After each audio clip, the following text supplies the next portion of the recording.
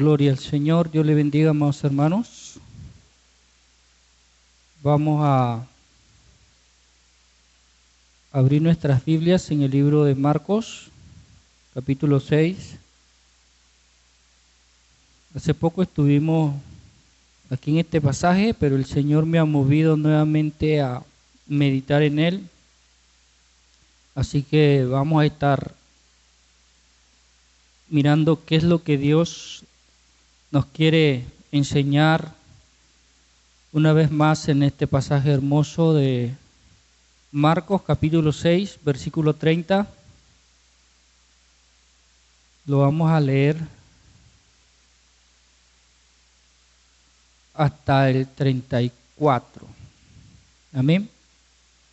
Marcos 6, 30 al 34, 4 versículos, pero que hay mucha profundidad, hay mucha enseñanza aquí.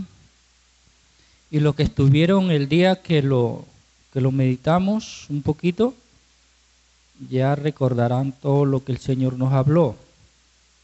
Y la verdad que estaba orando y le digo, Señor, me hice que compartiera el mismo pasaje el día de hoy.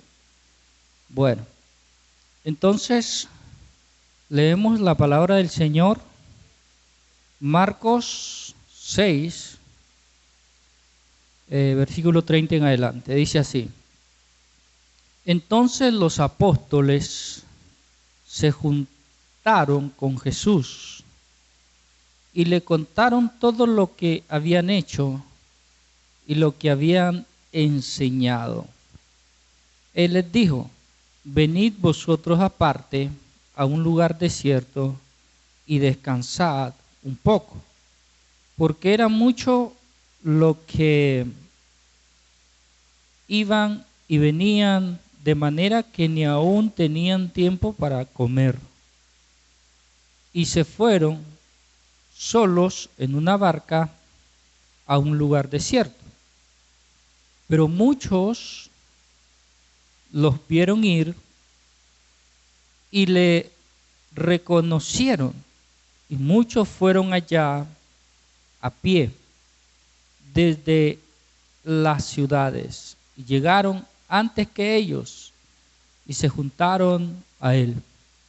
Y salió Jesús y vio una gran multitud y tuvo compasión de ellos, porque eran como ovejas que no tenían pastor, y comenzó a enseñarles muchas cosas.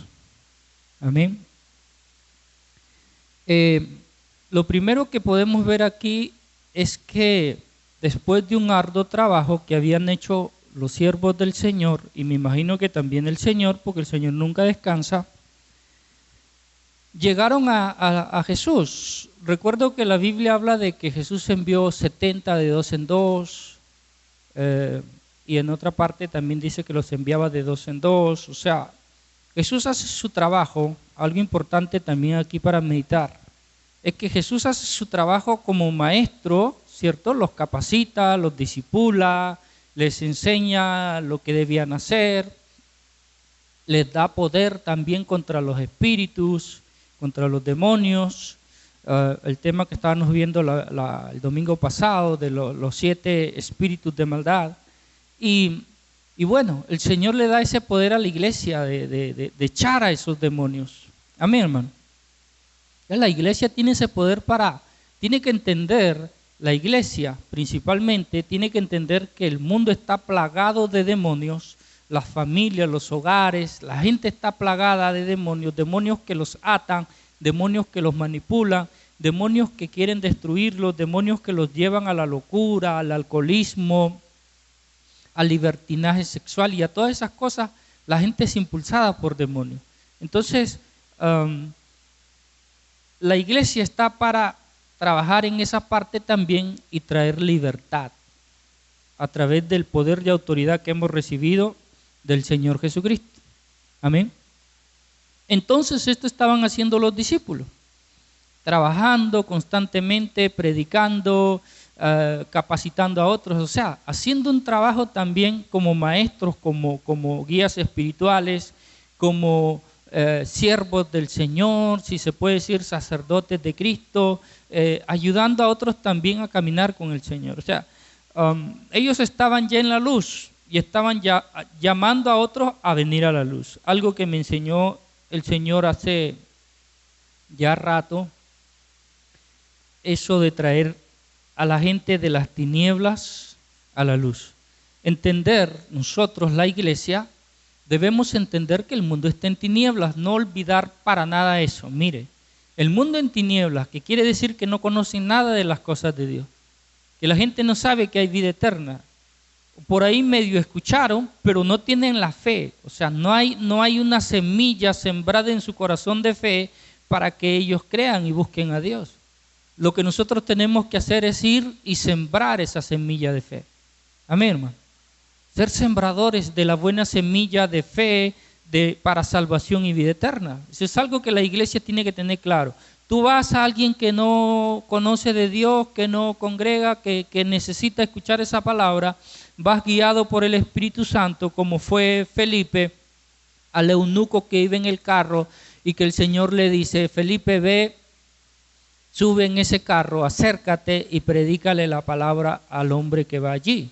De forma atrevida tal vez fue Felipe, pero él fue a hacer algo bueno y el hombre lo recibió con gozo, con alegría. El hombre pudo ver que Felipe había sido enviado por Dios, porque él no conocía a Felipe. Y tampoco él había, o sea, fue algo sorpresivo, fue algo de un momento a otro que sucedió. Como muchas cosas que a veces pasan, tú vas caminando y te encuentras con alguien y sientes predicarle la palabra y la persona, y oras por la persona y al final la persona dice: era lo que necesitaba. Me trajiste algo que yo necesitaba y entiendo que fue Dios, porque nosotros no planificamos vernos hoy, nosotros no habíamos quedado en vernos, sino que fue algo casual, ¿cierto? Espontáneo, de un momento a otro, pero es Dios haciendo esas cosas. Felipe, Dios no le dijo: Felipe, mañana, pasado o el mes siguiente tú vas a ir a tal lugar, no. Pero es importante saber también esto de ser obedientes, sumisos y estar dispuestos, ser como el bombero. Yo digo esto siempre, ser como el bombero. El bombero, donde hay un incendio, ¿qué hace? Él corre a apagarlo. Y he visto personas, también bomberos, que no es, o sea, ellos ese día no les toca hacer el trabajo de bombero. Pero sucede que ellos van pasando, por decir, en su carro o en su moto, en su bicicleta, van pasando por donde hay un incendio, ellos dejan su vehículo de lado y se ponen a ayudar. Porque en su mente, en su naturaleza, está ayudar. Ellos fueron preparados, capacitados para ayudar a los demás. Entonces el bombero no se pone a pensar dos veces. El bombero no dice: mira que todavía no almorcé, que todavía no hice esto, que estoy cansado, que hoy estuve trabajando. No, el bombero se olvida de todo eso. Y él se va a salvar a esa persona. Es como el médico también. El médico que es serio, digamos que va por una calle y de pronto hay un accidente, el médico no se pasa de largo y dice: que lo atienda otro. El médico serio, que ha hecho un juramento, servir a las personas como médico, él se baja del carro, así no haya almorzado, así venga de que estuvo trasnochado trabajando en el hospital, es posible que él se baje del carro y vaya a ayudar a esa persona que acaba de tener un accidente. Es posible. Entonces, nosotros tenemos que tener eso mismo. Jesús era eso y les enseñó a los discípulos eso, a tiempo y fuera de tiempo, anunciar el evangelio, sembrar la semilla en el corazón de las personas que necesitan salir de las tinieblas a la luz. Es nuestro deber. El Señor ya nos sacó de las tinieblas. Ya nos sacó de las tinieblas. Desde el momento que pudimos entender las cosas de Dios, desde el momento que se nos cayó la venda de incredulidad de nuestros ojos, desde el momento que el Espíritu Santo tocó nuestro corazón, Desde el momento que nosotros vimos la gloria de Dios, desde ese momento Dios nos está sacando de las tinieblas a la luz. Y ahora nuestro deber es hacer también el trabajo de sacar a los que están en tinieblas y traerlos a la luz. Sembrarles la semilla de fe en su corazón. Y el Espíritu Santo obviamente hace el resto. A mí me predicaron y ya después el Espíritu Santo, cuando ya derribó la venda de incredulidad de mis ojos, me empezó a guiar. Y esto es lo que Jesús hizo con los discípulos. Y ya cuando ellos estuvieron listos, que el Señor vio que estaban listos, los mandó a predicar. Y les enseñó a predicar a tiempo y fuera de tiempo. Por eso que los discípulos aquí estaban cansados. Y no le dijeron al Señor, Señor, queremos descansar. Oye, tremendo, ¿cierto? Ellos no le dijeron, Señor, estamos cansados y queremos descansar, ni se pusieron a quejarse, nada. Ellos lo que vinieron es a entregarles cuenta del trabajo que habían hecho. Y que era un trabajo arduo. Y que era un trabajo que realmente los había dejado agotados. El mismo pasaje lo dice. Que no tenían tiempo ni para comer, hermano. ¿Ah?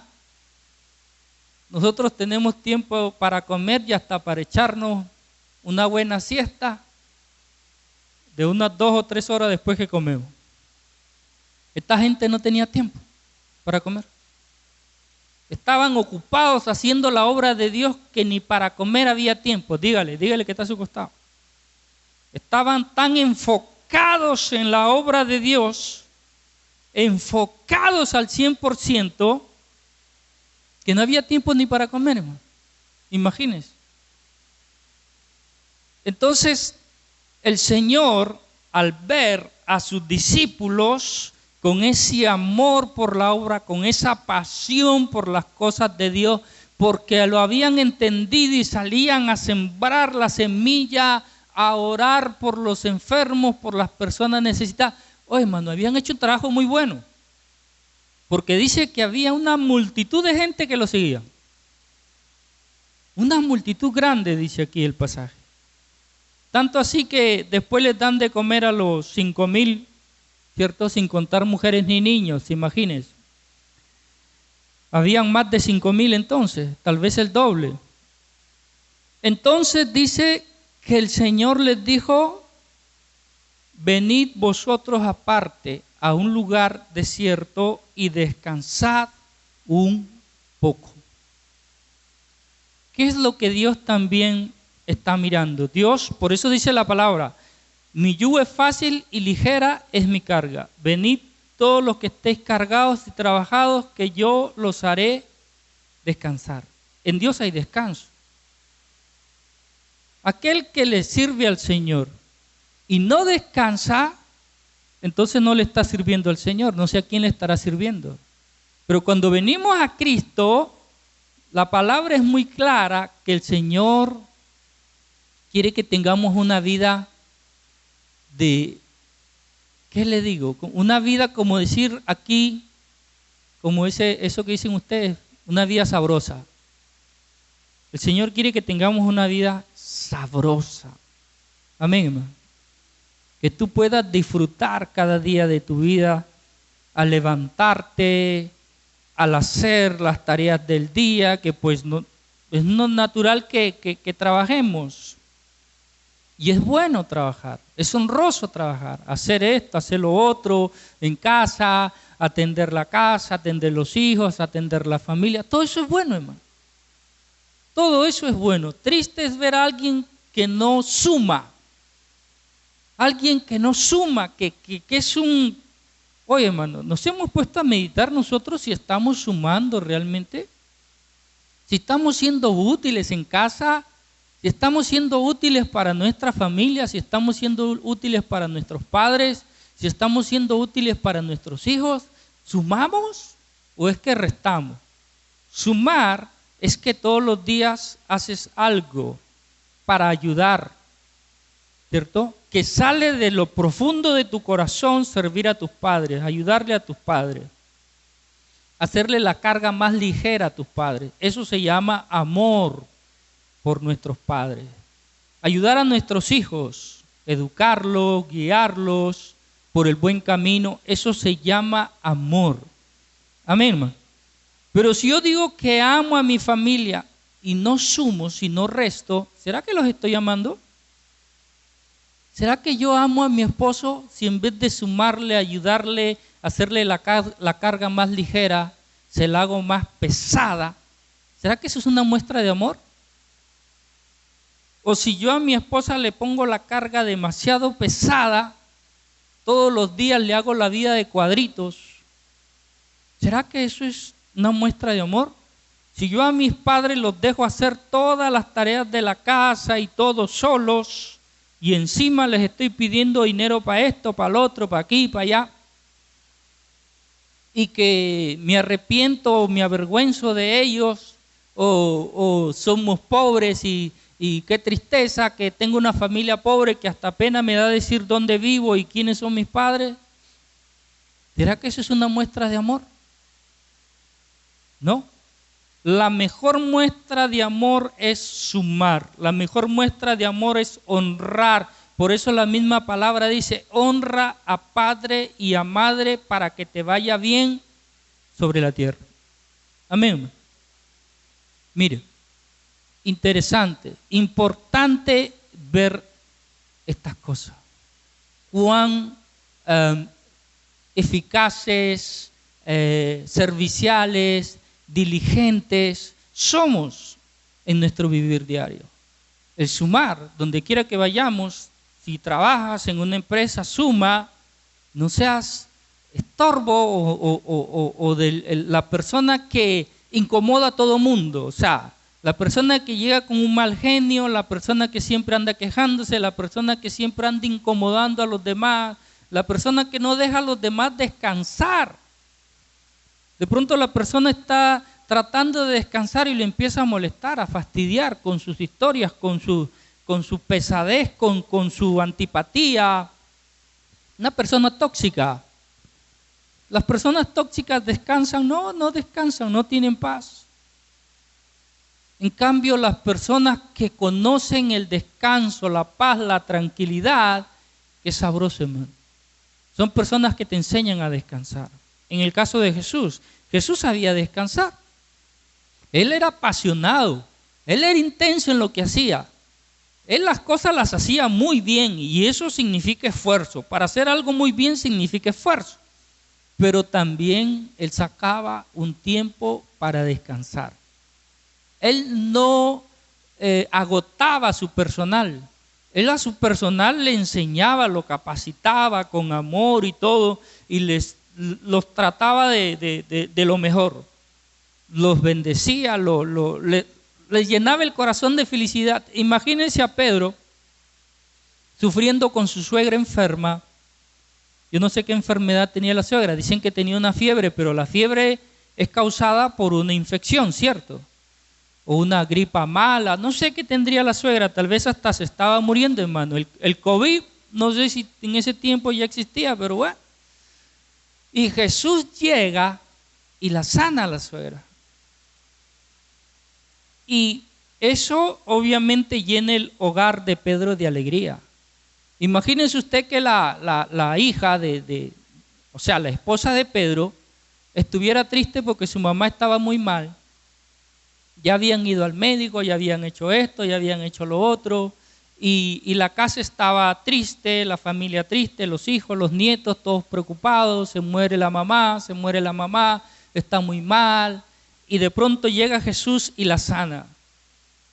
Eso es algo maravilloso, eso es algo muy agradable, eso es algo que llena el corazón de gozo, trae paz, trae descanso. Descanso a ese, de pronto, a esa angustia, esa tristeza, a ese dolor que había en el corazón de las personas, llorando. O sea, cuando hay alguien enfermo que uno quiere mucho, obviamente todo el mundo está tensionado, todo el mundo se estresa. La comida se hace insípida, el día se hace oscuro, triste, pero cuando la persona que amamos es sanada, y de forma milagrosa como lo hizo Jesús, me imagino que todo el mundo se llenó de alegría. Puedo llegar a pensar hasta que ese día mataron una oveja, no sé, hicieron una comida ahí sabrosa porque los judíos o los asiáticos les gusta mucho esa carne de oveja, de chivo, y la preparan de una manera exquisita. Y yo me imagino ahí que hicieron esa carne guisada, hornada ahí, hicieron una comida espectacular y disfrutaron ese día como nunca en su vida. ¿Por qué? Porque había llegado paz a su casa, porque había llegado el gozo a su casa, porque descansaron de ese momento de tensión que había en el hogar. Y esas cosas las hace Dios. Ahora, Dios quiere que nosotros hagamos lo mismo, hermano. Amén. Dios quiere que hagamos lo mismo, que tú seas un instrumento que lleves paz. El mismo Señor dijo, vayan y donde abran la puerta, lleven la paz de Dios a ese hogar. Hogares que están por quebrarse, por destruirse. Hogares que están sufriendo económicamente, enfermedad y no sé cuánta cosa. Que nosotros tenemos que visualizar, ver, tener ojos y oídos para enterarnos de dónde hay sufrimiento y dolor y llegar.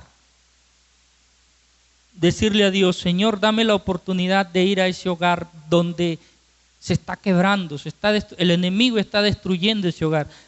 Ese hogar está en tiniebla. Allá hay espíritus de maldad trayendo dolor, angustia y tristeza a ese hogar. Señor, llévame. Señor, úsame. Señor, dame la oportunidad para darles una palabra. No para mi propia gloria. No porque quiero llenar la iglesia de gente, sino porque hay una necesidad ahí. Hay una necesidad. Y yo soy el instrumento que Dios quiere usar, que vaya a congregar donde quiera, pero yo lo que quiero primeramente es ayudar a esas personas, que la paz de Dios repose en su corazón. Amén.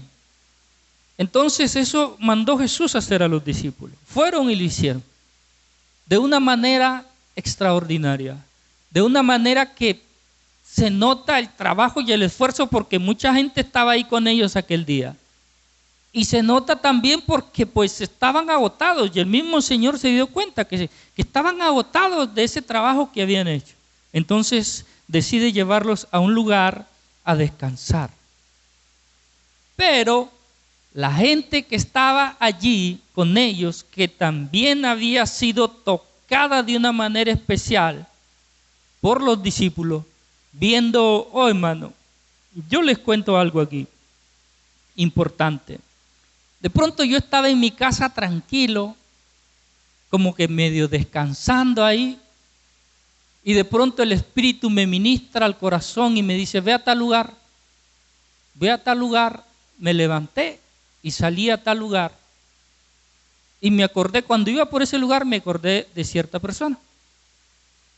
Y siento en el Espíritu que el Señor me ministra y me dice, ve, saluda a esa persona, visítala. Bueno, llego donde esta persona, le toco a la puerta, hola, hola, entre hermano, qué bendición que haya venido a la casa. Y nos pusimos a conversar y el Señor me empieza a dar palabra, hermano.